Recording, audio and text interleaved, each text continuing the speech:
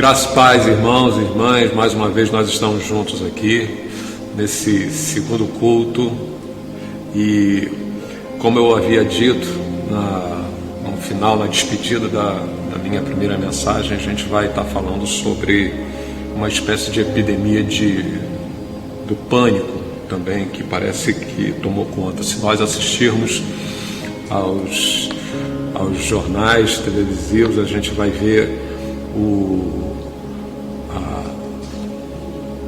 a intensidade com que tem sido falado a respeito do coronavírus. Não existe um outro assunto que esteja tomando as manchetes dos últimos dias que não seja o coronavírus. E isso tem deixado o mundo assustado. Todos nós estamos assustados, mas um mundo assustado precisa de uma igreja corajosa. Isso é o que a história diz, isso é o que a palavra de Deus diz, e eu gostaria de compartilhar nessa palavra, nessa breve reflexão que nós vamos ter, 3 textos que nos faz pensar a respeito dessa igreja corajosa que nós precisamos ser em meio a todo esse tempo de caos. Então a palavra diz o seguinte, em Salmo 127, no verso 1: se o Senhor não edificar a casa, em vão trabalham os que a edificam. Se o Senhor não guardar a cidade, em vão vigia a sentinela. Ainda um outro texto que se encontra no Evangelho de Lucas, capítulo 6, versículo 31, diz: como vocês querem que os outros lhes façam também vocês a eles. E ainda em Gálatas, capítulo 6, versículo 10, diz assim: portanto, enquanto temos oportunidade, façamos o bem a todos, especialmente aos da família da fé. Então a gente está enfrentando uma dupla crise, né? Eu diria até uma dupla epidemia, que hoje se chama de pandemia porque está no mundo inteiro, mas uma dupla epidemia. A dupla do vírus, a epidemia do vírus e a epidemia do pânico, onde parece que as pessoas elas não sabem o que fazer, né? E esse novo comportamento social, as bases desse novo tipo de comportamento, lidando com coisas novas nesse momento, né, na sociedade, de relações sociais, essa nova etiqueta social vai requerer uma nova ética social, de comportamento social. E ela essencialmente vai precisar responder a uma pergunta que é bíblica, né? Que lá nos primórdios dos tempos, essa pergunta ela vem à tona, ela está registrada na palavra de Deus, né, que é uma pergunta que é muito antiga, de tempos remotos, mas está sempre atual. Ela é sempre atual e nunca foi tão atual como é nos dias de hoje. E essa pergunta foi a pergunta que Caim fez ao próprio Deus. Ele diz assim: sou eu guardador do meu irmão? Somos nós guardadores dos nossos irmãos? Me parece que sim, porque esse é um questionamento de alguém que estava revoltado por uma ação que havia acontecido que o fez ser desmerecido. A ação do seu irmão Abel, ela foi aceita tanto quanto o próprio Abel. E ele, Caim, ele foi rejeitado.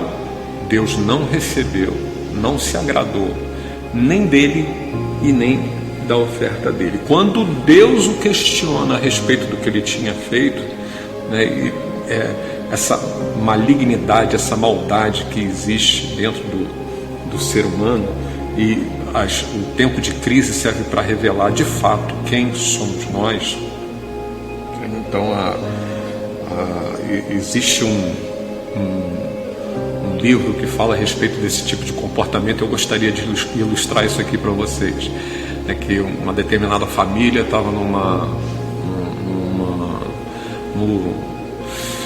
estação de esqui e se aproximou uma avalanche, parecia que ia varrer aquele restaurante onde aquela família estava ali almoçando, e quando eles viram que a avalanche ia se aproximando, se avolumando e ia tomar conta do restaurante, aquela família que estava ali sentada, o pai com o marido, a esposa, os 2 filhos, ele simplesmente se mandou e deixou a esposa e os 2 filhos e tratou de salvar a sua própria pele. E quando a avalanche, ela de fato não chega próxima do restaurante, não chega a causar nenhum tipo de estrago, ele volta, né, e completamente sem graça encara a sua esposa e os seus filhos olhando: olha, você nos deixou a nossa própria sorte. Então os momentos de crise na realidade revelam um pouco daquilo que somos. Ainda que tenhamos algum tipo de medo, ainda que tenhamos essa crise do pânico, né, que uma notícia vai fomentando a outra até que o pânico ele se instale de uma forma coletiva. Eu, mais uma vez, gostaria, a primeira mensagem foi a mensagem da esperança, e eu gostaria de trazer uma outra mensagem nesse nível também, né? Que se a gente voltar para as Escrituras em busca de um fundamento ético, né, sobre a responsabilidade que nós temos como igreja, como cristãos, né, de uma ética que mais do que tudo ela é solidária, porque Jesus ele veio para salvar a humanidade, para resgatar a humanidade. Ele disse que nós seríamos testemunhas dele, que fôssemos por toda a terra e nós estivéssemos sendo testemunhas, ensinando a guardar todas as coisas que ele ensinou, que ele disse. Então, nesse ponto, a gente pode ver colocado os 2 lados, a epidemia e os cristãos, né? Então, se a gente olhar na história, a gente não é só nas Escrituras, mas também na história da humanidade, né? O outro livro onde Deus desfila atos que são redentores, a gente vai encontrar, né, na história da igreja, os cristãos enfrentando muitas epidemias e grandes epidemias ao longo do tempo, né? Eu só queria citar uma aqui que aconteceu por volta de 180, no ano de 180 depois de Cristo, uma epidemia de varíola. Ela varreu o Império Romano. Parece que hoje ninguém mais morre de varíola, né? Já existe até vacina, mas essa doença altamente contagiosa e letal na época atingiu também o imperador Marco Aurélio, que posteriormente veio a falecer. E o pânico e a desesperança tomam conta do império. As famílias deixavam para trás os seus e tentavam escapar das regiões que eram mais atingidas, né? E o que se pôde notar? Os cristãos, na sua grande maioria, né, mais acostumados aos sofrimentos do que os pagãos, que não conseguem de alguma forma enxergar nenhum propósito ou então nenhum tipo de proveito na dor, na adversidade, né? Os cristãos ficaram para cuidar dos seus, e por incrível que pareça, a história relata que eles também ficaram para cuidar dos seus próprios inimigos, né? E naquela ocasião eles crucificaram a sua vida com Cristo, na sua dor, né? E nessa espécie de altruísmo, né, que é ao contrário do egoísmo, eles viram naquela epidemia uma oportunidade de testemunhar o amor de Cristo, amar o próximo e servir a todos. Então, em meio a coisas que são absurdas, né, e como a gente vê isso, que a gente tem vivenciado, presenciado nos nossos dias, o absurdo dessas coisas que estão acontecendo, né, a gente não sabe até que ponto, né, as notícias são verdadeiras, né, a gente não, ainda que sejam informações de fontes oficiais, né, de veículos da grande mídia oficiais de outros países da Europa, a gente precisa entender que algumas dessas notícias, elas são completamente absurdas, né? Como na Itália, de você de repente não ter leitos e você permitir que os estados mais graves, né, que a pessoa que está mais grave, a pessoa não vai ter condição de suportar isso, né, principalmente os mais idosos, esse tipo de atrocidade aconteça na escolha, quem vai morrer e quem não vai morrer. A gente não sabe se essas notícias elas são de fato verdadeiras. Então eu queria conclamar os irmãos e as irmãs, prestem atenção no que eu vou dizer para vocês. Não reproduzam fake news. Não acelerem o processo da angústia, da epidemia da dúvida e de esse apavoramento, ainda que as notícias elas sejam verdades, mas nós temos uma verdade maior, que é a palavra de Deus. Nós temos uma fonte, que é uma riqueza de vidas, que quando nós incorporamos isso como realidade na nossa vida, nós estamos guardados, nós estamos cobertos, nós estamos protegidos, nós estamos sendo sustentados. E como pode o cristão, em meio de salvar a sua própria pele, ele ainda propagar ainda mais o caos? Na realidade, o que a gente vê na história bíblica e na história da igreja é exatamente os cristãos testemunhando em épocas de crises absurdas, como essa que aconteceu no ano de 180 depois de Cristo, uma crise de varíola. Hoje ninguém mais morre de varíola, né? Conseguiu se chegar à cura, mas naquele tempo não tinha. Daqui a algum tempo vai ter a cura contra o novo coronavírus. Mas a gente precisa entender que esses tempos são tempos de oportunidade, de testemunhar o amor de Cristo, de amar ao próximo, de servir a todos, como eu havia dito. Então, uma das coisas que a gente precisa ter é coragem, né? Por quê? Por que a gente precisa de coragem? Porque um mundo assustado precisa de uma igreja corajosa. Eu vou repetir, um mundo assustado precisa de uma igreja que seja corajosa. Não de uma igreja que fique profetizando caos, né, que fica reproduzindo fake news sem averiguar se aquilo ali de fato é uma verdade ou se está fomentando coisas que elas, muito pelo contrário, elas apregoam aquilo contra o que nós acreditamos. Então, nesses tempos de epidemia, nós precisamos nos voltar para a palavra de Deus, porque ela tem, as escrituras sagradas, elas têm a resposta e a solução, coisas que aqueles que não são crentes, aqueles que não têm temor a Deus, que não acreditam em Deus, eles ficam desesperados. Eles ficam buscando informação na TV, eles ficam buscando informação com as outras pessoas, ficam completamente desnorteados, perdidos e entram em desespero, entram em pânico, né? Então, em dias de Covid-19, né, de coronavírus, né, apesar de todo o avanço que a civilização alcançou, de todo o progresso científico que existe e pelos quais nós somos imensamente gratos a Deus, nós agradecemos a Deus por todo o conhecimento que chegou até nós e que vem como benefício, vem como bênção na nossa vida, ainda permanece a oportunidade, a ocasião para que nós, como cristãos, nós possamos estar testemunhando o amor de Cristo das mais variadas maneiras, né? Então, essa coragem de que o mundo precisa começa a demonstração de que a nossa confiança, né, de que não obstante, apesar dos sofrimentos, dos dramas, das tragédias,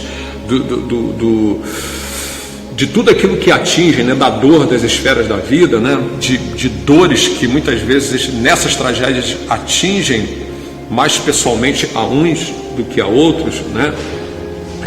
Essas dores, elas são intransferíveis. A quebra de alguma coisa, a quebra daquilo, a falência de algumas coisas em que nós estávamos depositando a nossa confiança, né, como os recursos financeiros, um comércio estabelecido, e agora, como é que vai ser? Né? Ao caos de todos os sistemas produtivos que em cadeia vai desenvolvendo vai contribuindo para que esse tipo de caos ele aconteça, né? Acaba ocasionando muitos problemas nas finanças, e as finanças hoje não é só a finança do Brasil, já como se não bastasse uma crise econômica, financeira no nosso país, no nosso estado, que sofremos até os dias de hoje, que vem se alastrando há anos, agora uma crise mundial, agora não é só o Brasil, agora é o mundo inteiro. Mas uma coisa eu gostaria de afirmar para vocês: Deus está no controle absoluto de todas as coisas, porque Ele tem o controle, Ele é o Deus onipotente, Ele é o Deus que pode todas as coisas. Então, nós continuamos confiando de que há um propósito bendito, abençoado, né, do Senhor em toda essa pandemia. Aí você pode estar dizendo assim: pastor, mas como? Né? É fácil a gente responder isso, porque mesmo nos momentos da nossa crise, não existe mudança sem uma crise, não existe mudança na nossa vida pessoal sem uma dor. Não existe uma mudança significativa de comportamento, de pensamento, de uma nova postura diante da vida e diante das circunstâncias, se nós não passamos por crise e por dor. Infelizmente, isso faz parte. Infelizmente, para nós, né? Mas é a única forma que muitas vezes Deus vê de nós nos despertarmos a respeito de quem somos nós. E isso está acontecendo de forma coletiva. Claramente Deus está dizendo algo importante para nós. Olha, voltem-se. Eu lembro de uma ocasião importante onde eu estava num projeto missionário lá no Amazonas, e Deus me deu uma palavra sobre autismo espiritual. Eu estava traduzindo um pastor americano, e faltou luz na cidade, veio aquele apagão. Nós estávamos num palanque onde foi a própria prefeitura daquela cidadezinha, de uma população ribeirinha, que tinha emprestado para a gente, e ali então o pastor ia pregando e eu ia traduzindo para ele e tal. De repente a luz apagou, veio, e ele ficou gritando e eu também ficava gritando, e de repente ele olhou para mim e fez assim, e eu fiz assim para ele, porque as pessoas começaram a se dispersar. Elas começaram a ir para aquelas barraquinhas, porque tinha festa na cidade, mas as barraquinhas, como não tinha luz na cidade inteira, foi um apagão, as pessoas foram se dispersando e foram procurando as barraquinhas com lâmpada de querosene, e só via aquela penumbra. E ele continuou falando, e eu gritando, e eu também continuei gritando, e teve uma hora que falou assim: não dá. Ele falou assim: ok, não dá. E nesse momento ouvi claramente a voz do Espírito Santo dizendo: Marco, meu filho, é assim que muitas vezes eu fico, gritando, e as pessoas não me ouvem. Elas estão dispersas com outras coisas. Parece que luzes, que elas são tão pálidas, né, elas ficam se distraindo com isso e viram as costas. Então nós continuamos confiando de que há um propósito bendito, né, do Senhor nesse caos todo, e ainda que a nossa mente ela jamais possa alcançar, né, o fato não muda de que a vontade dele é sempre boa, perfeita e agradável. A vontade de Deus é sempre, sempre, sempre boa, perfeita e agradável. Então a nossa confiança também pode ser traduzida por nossas orações, que devem ser mais insistentes, pelo nosso clamor, né, buscando a Deus a solução definitiva para esse tipo de tragédia que tem acontecido, né? Cremos que o Senhor age pelos meios mais ordinários possíveis, e por isso nós pedimos a Ele que Ele derrame graça, que Ele derrame bênção, né, que Ele possa iluminar a mente de todos aqueles que têm trabalhado numa possível solução do coronavírus, né, os grandes laboratórios, né, os cientistas, a alta academia, para que o conhecimento sobre esse novo vírus leve à produção de uma vacina e de um tratamento que sejam mais eficazes, que não hajam mais mortes, né? Mas nós precisamos orar pedindo a Deus, né, que não somente dê lucidez a essas pessoas, né, a toda a comunidade científica, né, aos governantes e aos governos, mas sobretudo nós devemos clamar a Deus para que Deus, com a sua justiça, ela possa ser luz e manifesta em toda essa situação, coisas que nós não conseguimos enxergar claramente. Então oramos para que as autoridades não sejam levianas nas suas declarações, né, alarmistas nas suas decisões, e que os nossos líderes eles possam trazer paz, serenidade, para que a gente possa enfrentar com sensatez essa tempestade, essa tormenta. Se tem alguém que pode contribuir com isso, é a igreja, somos nós. Nós temos a palavra de Deus. Nós temos o Senhor na nossa vida, que nos guarda. O Senhor é escudo, Ele nos protege de todo mal, Ele nos guarda, né? Mais uma vez citando aí do Salmo 91, né? As pragas que não chegam na nossa tenda. Mais uma vez quero relembrar que quando Deus mandou a praga no Egito, Ele mandou que todo mundo se recolhesse, quem acreditava, quem era do seu povo, ficasse em casa, né, e comesse, fizesse a Páscoa do Cordeiro, né, e fizesse em casa. Se o Cordeiro é abundante, se o Cordeiro tem muito, né, compartilha com outras pessoas. Se é mais do que suficiente, né, compartilha isso com outras pessoas. Então nós cremos que nesse momento, né, é um momento onde nós que temos a resposta, nós que não estamos entregues às nossas próprias paixões, né, a gente ora para que tudo seja resolvido, todos os cuidados de higienização, profilaxia, né, que nós tomamos cuidados, mas acima de tudo que venha sobre nós, né, essa mão protetora, cuidadora do Senhor, porque se o Senhor não guardar, em vão vigia o sentinela.